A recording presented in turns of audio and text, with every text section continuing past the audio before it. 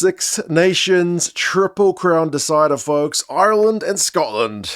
And the same story once again for the Scottish lads. They cannot beat the Irish. And it's a bit of a blowout at the end. 43-21. I feel like the Scots probably better value than the scoreline suggests. But man, the Irish in that game were absolutely the more clinical of the two sides. And the Scots will be having nightmares about Tadhg Beirne. That guy is an absolute freak at the breakdown. The blue headgear, a menace, getting over the ball, disrupting play. Still one of the best in the business. We're going to go through the key events and the stats. My voice is a bit hoarse because I've been out to a stag do up until 2 in the morning, and this game kicked off at 3. So, she's a different one, but we'll power through. And there's some more rugby to watch. But yeah, Triple Crown champion. So that is step number 1 done for the Irish. They've kept their hopes alive for the title. You just need England to do you a favour now, don't you? In a few hours' time. Flying start to this match both ways. Osborne gets his try very early on. Second phase from a line-out play. Doris, Crowley, Osborne. Cracking stuff. And it came from a scrum penalty to the Irish, which is one of the most celebrated scrum penalties I think I've seen them celebrate. Tadhg Furlong was well into that. I think they've maybe had a bit of a point to prove. So 7 points to 0. But Scotland, perfect reply. They went through, 19 phases. Left wing, right wing. Graham was the guy who finished it, but geez, there were a lot of carries in the build-up to that one. So 7 points apiece. Don't let the Irish guys get too much of a head of steam up, I suppose. It's a perfect way to reply when you've just gone down early and the Irish crowd's really getting behind the boys. But then the Irish had a perfect reply to the reply. It's becoming a bit of a try-fest. Scotland go offside. Ireland go for the corner, line out, maul. And then Sheehan, who I think probably had his best game of the tournament, he peels off when it looks like the maul's maybe going nowhere. 14 points to 7. It is bloody all over the place. It's a try-fest in the first kind of 15 minutes. And McCloskey, who had a very big impact on the first half, he was putting in some big hits to force a Scotland knock-on, which kind of stopped the tit-for-tat try-scoring runs. It was a big defensive play. And then bad news for Scotland as Turner went off, bit of friendly fire head collision. He gets an HIA, which he fails, so he doesn't come back on. The hooker, and then Ireland. Wow, that man McCloskey in the action again. Scrum set play, and then the wide pass from McCloskey. Thing of beauty stuff.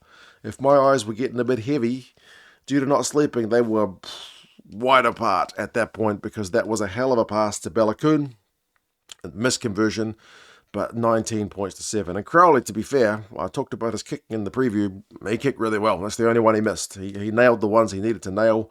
He nailed some of the hard ones as well. So 19 points to 7.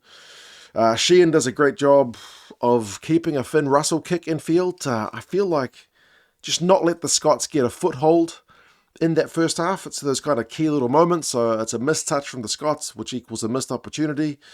Darge didn't win a penalty at the breakdown to try and get some of that, momentum, wrestle it back into the game. But then, Kinghorn had a weird kind of line-out play that was sent to him. They mauled it, but then immediately got sacked. So it was an Irish turnover. The opportunity was kind of gone as quickly as it came for the Scottish lads. So it's 19 points to 7 at halftime. Hiss and a raw start, and then the Irish pull out to I don't want to say comfortable lead, but it's a nice lead, and they've just been the more clinical of the two sides. Both sides had 4 entries into opposition 22. Ireland come away with that with 3 tries.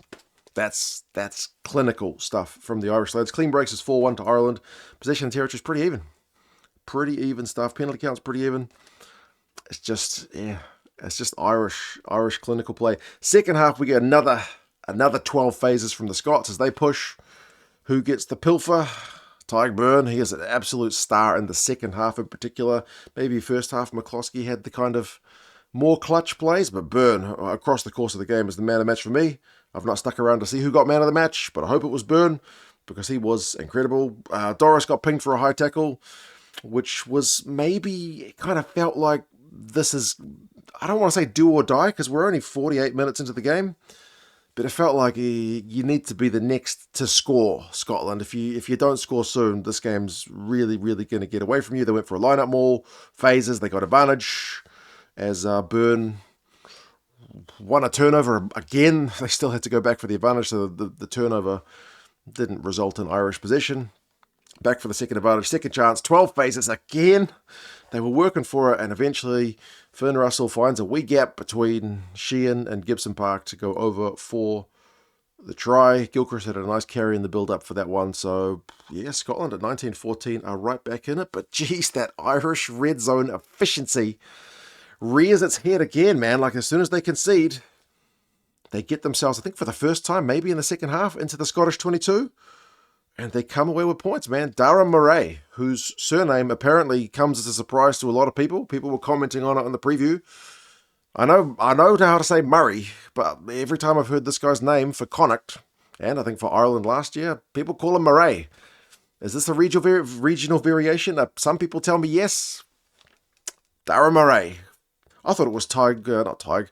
I thought it was bloody Caelan Doris with the headgear at first and the kind of just power leg drive carry. But Dara Murray, Six Nations debut, Six Nations try. Well done to that young man. It is try time for the Irish, 26-14.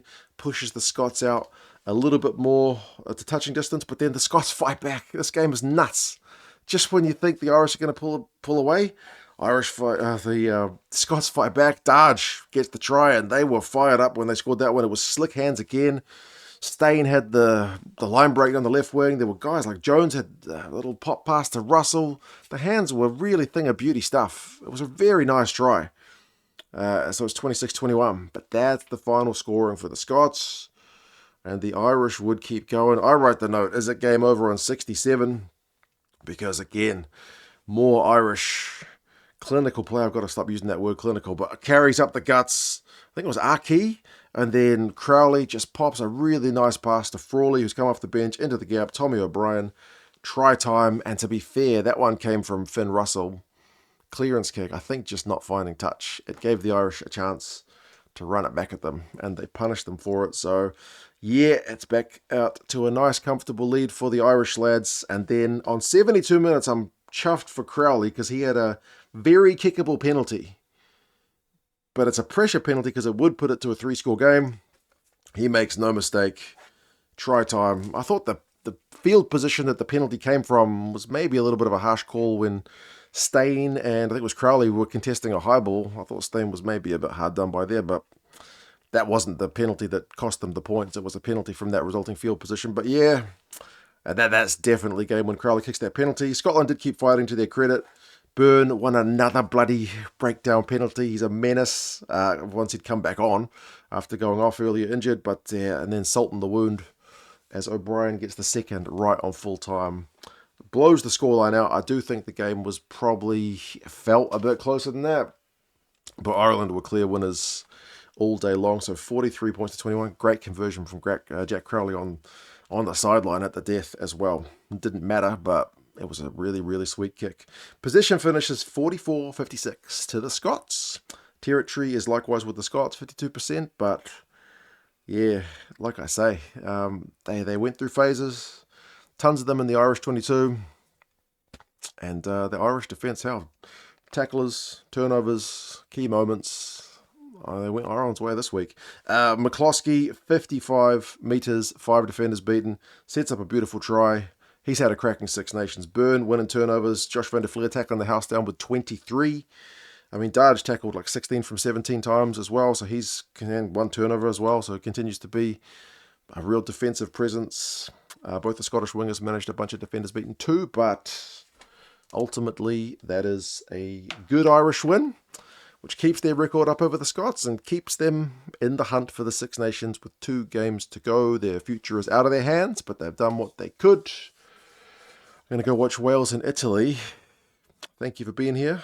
As I said, a bit hungover and still processing some stag party festivities. So yeah, if you want to buy me a coffee, I could use one down in the description. The site Buy Me a Coffee. Never felt more appropriate to ask for that.